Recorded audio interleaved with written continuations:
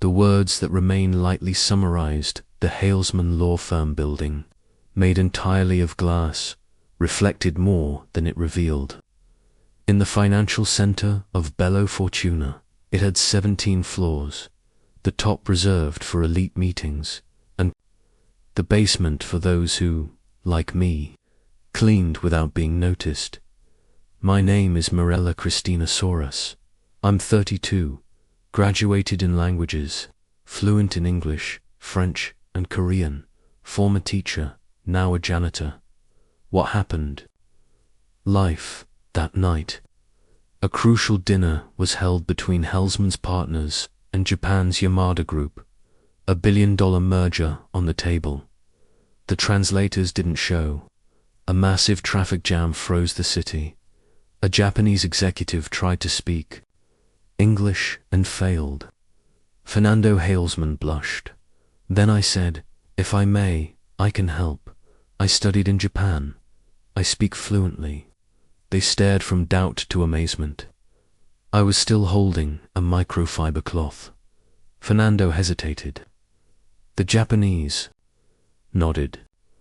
I translated. They listened. Trusted. For 50 minutes.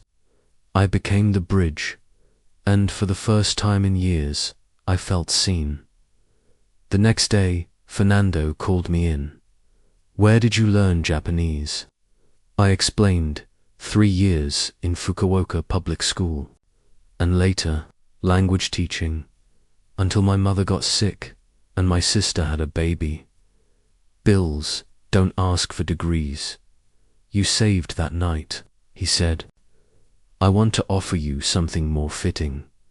"Why now?" I asked. "Because I solved a problem." He didn't answer. I left, unsure of what I felt. Rumors spread across the office. The janitor speaks Japanese. She translated the whole meeting. Fernando will promote her, but I kept cleaning quietly. I knew curiosity isn't inclusion. That night, I wrote, "They heard me out of need, not choice." I saw myself reflected in that glass tower, unknown, unseen. Then, a second call.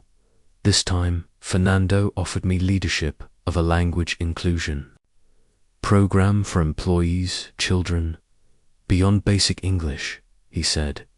Something transformative. I agreed on my terms. I want autonomy, a language hub, and students from the community, not just from suits. He paused, then agreed. Weeks later, the company cleared the unused 3rd floor. We built the project, Doors That Speak. Languages taught, French, English, Libras, and Japanese, our first students. Children of janitors, cooks, and porters. They all said, "I never thought a place like this would accept me." Then one Friday, my sister Daniela was rushed to the ICU. I dropped everything and ran. In the hallway, I sat hugging my project notebook.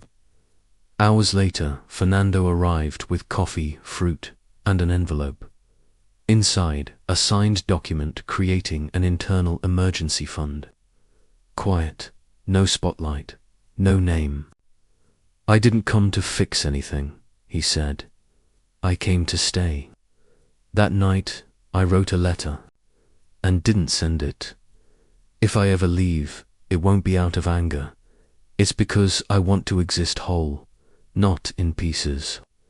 Weeks passed. Then Fernando came again with a new envelope. "The Yamashita Foundation in Japan wants you to lead a workshop in Tokyo. 3 months, flights, stipend, everything. And the center, you built a strong team. They've got it." I went. In Tokyo, I taught educators from around the world, told stories from Bello Fortuna, shared hope. People asked, "Were you really a janitor?" I smiled. I belong to language, and language cleans me every day. Fernando wrote weekly. I replied with pieces of autumn, longing, and gratitude, but I never sent the most important letter, the one where I said I was learning to trust. When I returned to Brazil, I didn't tell anyone.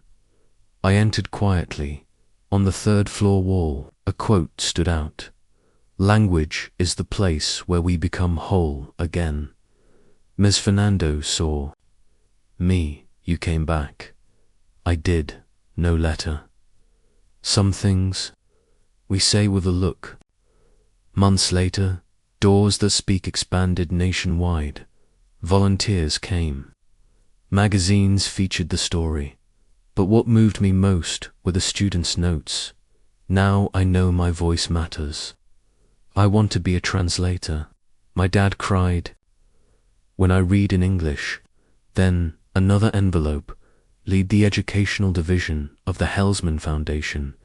Executive salary, autonomy, your team, and would you accept even if I weren't part of your life? Looked at him. I accept. Not because you offered it, but because now the world hears me in my own voice. At the opening of the new center, I didn't speak. 5 students did, in 5 different languages. "Thank you for believing before I knew how to speak." And in Portuguese, "Together, a voice can change the world." Fernando cried beside me, and in that moment I understood. The most powerful language is the language of courage. Years later, I wrote my memoir, The Words That Remain, dedicated to those who swept hallways while dreaming of classrooms, to those who taught themselves to speak when no one wanted to listen, to those who gave the world a new language, the language of dignity, and finally to you who stayed.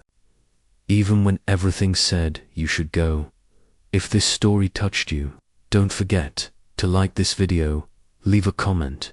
Your voice matters. Share it with someone who needs to hear it. Subscribe to the channel for more inspiring stories like this one. Thank you for watching.